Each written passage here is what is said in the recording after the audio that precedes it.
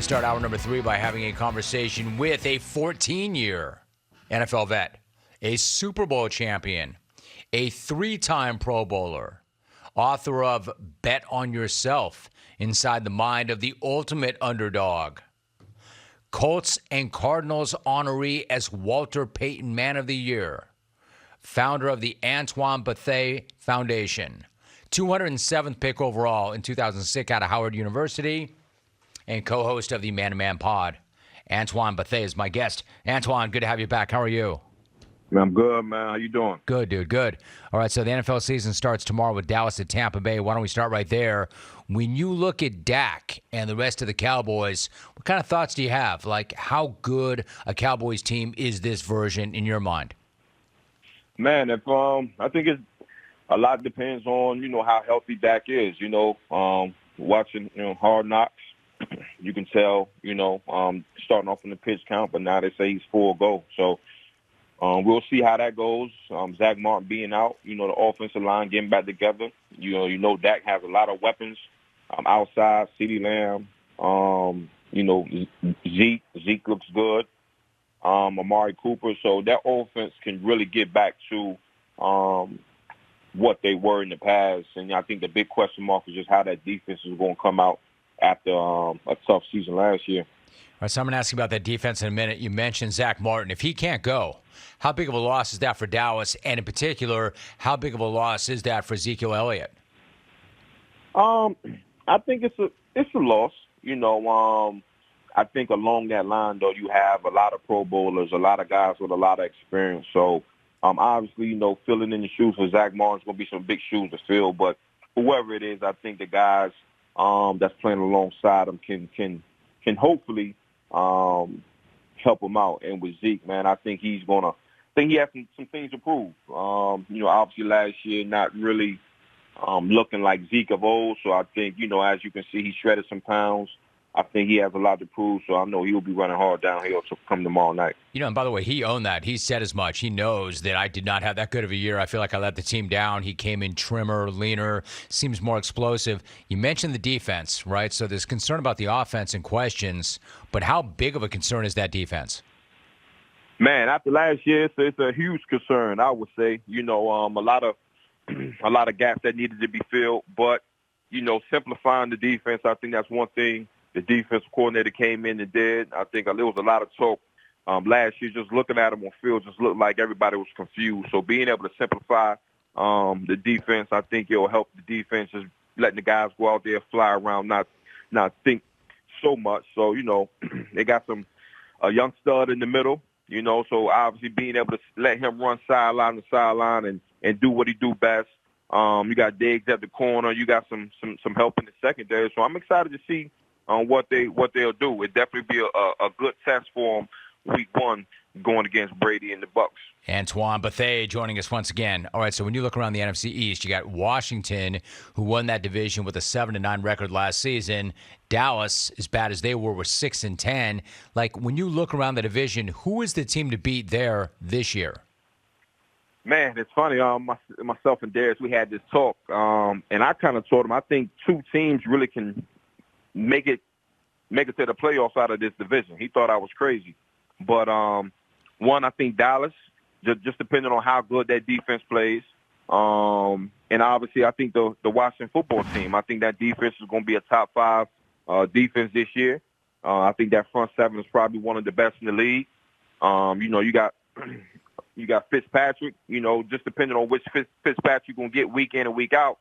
But, they have weapons on that side of the ball as well. Logan Thomas, you got some good young receivers on the outside. So I think that Washington football team could be a really good, surprisingly good this year. So I think between the Dallas Cowboys and Washington football team, those are my 2 picks. You and Darius have some really good conversations. I want to get into the one you had recently about quarterbacks and the best quarterback situation around the NFL. But before I do that, before we leave the NFC East, how much pressure do you think is on Daniel Jones to show up and prove that he is a franchise quarterback for the Giants this season? Oh, it's pressure on DJ, man. DJ is my guy.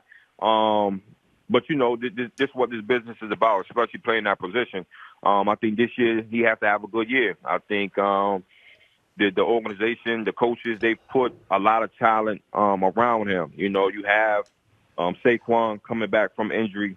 You have Evan Ingram at tight end. You have a lot of receiving talent out there as well. So this year is the year for him to show up and show out. Obviously, that O-line has to help him out a lot. And one thing for him that he's been struggling with is just protecting the ball. So if he can do that, DJ, man, he has a lot of talent. I know he can get the job done.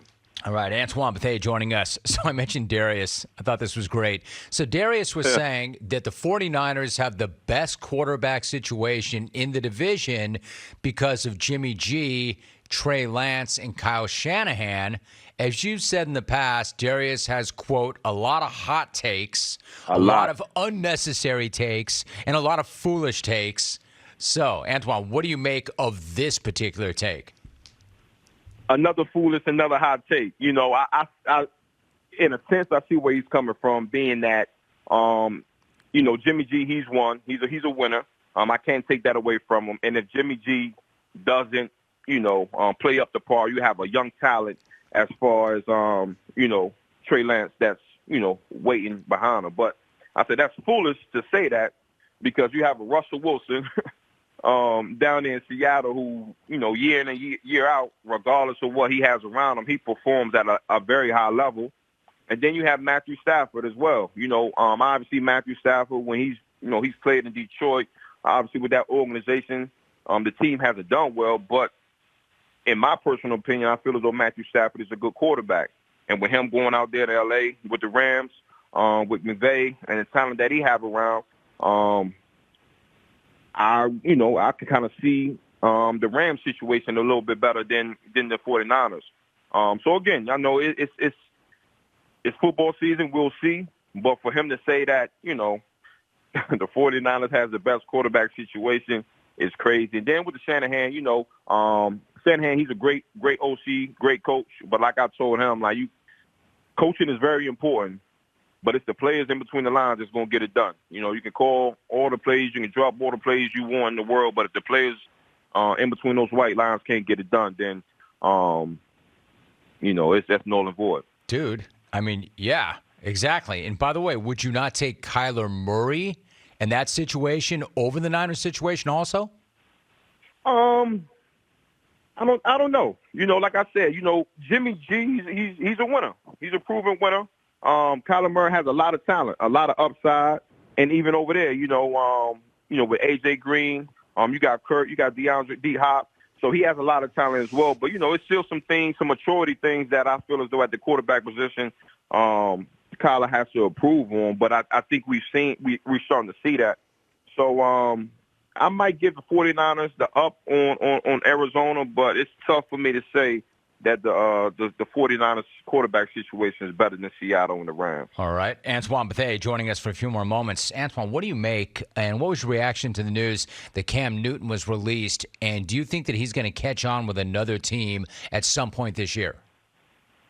Man, that was surprising. You know, obviously, my opinion, I thought Cam was going to be the week one starter.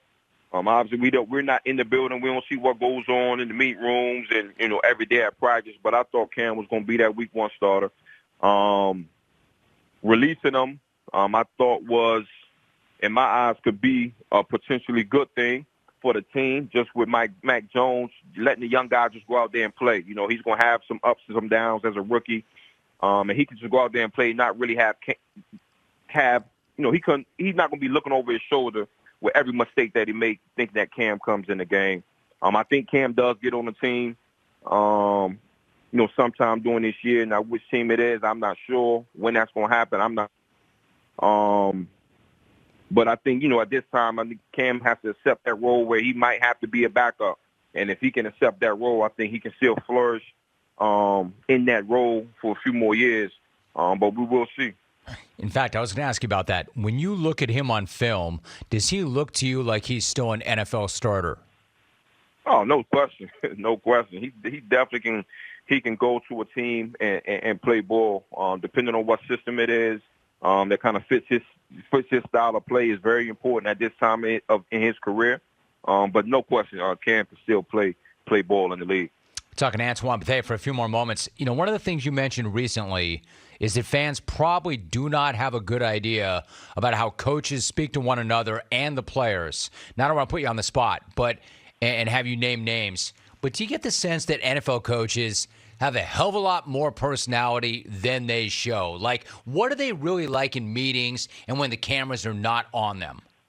Oh man, it's a lovely thing. You know, I always love a coach that is charismatic. You know, not to a point where, you know, it's crazy, but you got to believe like these are grown men as well. A lot of these coaches played the game, so they understand the locker room mentality. They understand what gets guys going. So yeah, man, these coaches they have a lot to show that you don't see on the sidelines, that you don't see on the camera. And yeah, man, it's a beautiful thing, and I wish the fans could kind of see that more than what they do. Like, as an example, you told the story about playing in Foxborough, and you had a coach who was going to be calling plays for the game, and he was not used to it. Your middle linebacker was not getting the plays called into him for like 5 or 6 plays. What was that like? Man, it was again, you know, he was used to his role, which was to you know, coach the linebackers, and he was great at that.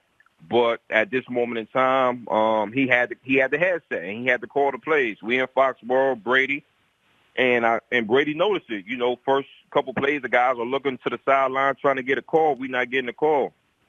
Brady, he goes in hurry up. So now it's our middle linebacker, myself. We're just trying to, you know, make sure that drive, make sure we're good enough so we can withhold this drive. You know, they ended up scoring, but it was one of them things. We go back to the sideline, and we looking at the coach, and it's like deer in the headlights. You know what I mean? So it's just one of those things that we always talk about accountability, and it has to be on both sides. You know, the coaches have to hold the players accountable, and the players got to hold the coaches accountable as well. So it was just one of them things where you just look back and like, man, that was wild. Really wild. So was he accountable? I mean, did he own it, or was he just in too far? He had to. He had no choice. Right. He had no choice but to own it, you know. And I think that's the beautiful thing about the game, where we all in it and we got one common goal. Where, you know, definitely sometimes where you have coaches that's not accountable. You know, they speak the accountability, but then when they get that time where a player holds their foot to the fire, it's not the same reaction versus, you know, a coach to a player. So when you have that culture where, you know, a player can hold a coach accountable and vice versa, that's where you see the good teams be great. Antoine Bethea joining us. Antoine, one last thought. Like, speaking of coaches, what do you make of that wild Bishop Sycamore High School story and the fact that they played 2 games in a matter of days, were possibly playing with older players, and the school isn't actually a school and does not exist? Man, that was wild. What did you make of that whole thing? Man, that was a wild story. First thing I say is, like, whoever the coach is, whoever the football operations people, whoever, you got to hire them. I don't care who it is. You got to hire them for them to be able to pull that off, be able to stump ESPN, to be able to play on ESPN. You got to hire those folks. But that was a wild story. To be able to go out there and play the IMG, to be able to get on ESPN, that was a wild story. And I'm glad that, you know, Kevin Hart, and I think it's Rich Paul, they jumped on that quick, and they're going to make a documentary out of it. So I can't wait for that to come out. Dude, you got to hire them to do what? Like hire them to do what? I mean, it's funny and it's not. Happen. But hire them to make things happen. Obviously, they made it happen, and they wasn't a school. So regardless of what it is, them folks, they can make some things happen. So you got to hire them and put them on your staff somewhere. Yeah, dude, they do make things happen, all right, man. And they got over on ESPN as well. 14-year NFL vet, Super Bowl champ, 3-time Pro Bowler. He is an author, founder of his own foundation, and the co-host of the Man to Man Pod, Antoine Bethea. Antoine, appreciate you, man. Thanks so much. No problem. Thank you. Be good. Have a great day.